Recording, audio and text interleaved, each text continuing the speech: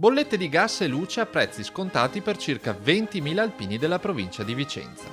È solo l'ultimo di una serie di accordi che Ascotrade, azienda trevigiana di fornitura di servizi energetici, sta portando avanti in tutto il Veneto. Accordi che mettono gli interessi della comunità davanti a quelli del business e che in questo caso vanno a beneficio di una realtà, quella dell'Associazione Nazionale Alpini, che ha un valore speciale per il territorio vicentino. Abbiamo firmato un accordo importante perché andiamo a parlare con 20.000 potenziali nostri nuovi clienti.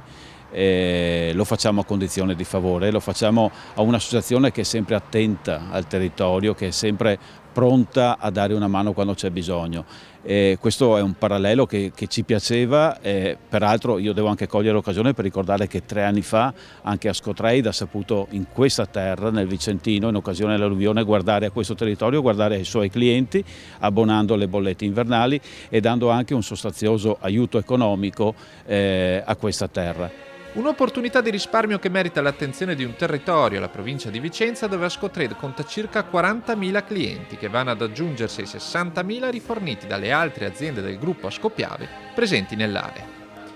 Ma in questa ennesima iniziativa dell'azienda trevigiana, a far notizia ancora una volta non sono i numeri ma i valori. Noi vogliamo con questo accordo iniziare una campagna di sostegno verso da una parte appunto i capigruppo e dall'altra quei soci che magari in pensione, meno abbienti, hanno necessità di ridurre quelle che sono le spese quotidiane, tra cui quelle di fornitura di gas ed energia elettrica, come in questo caso.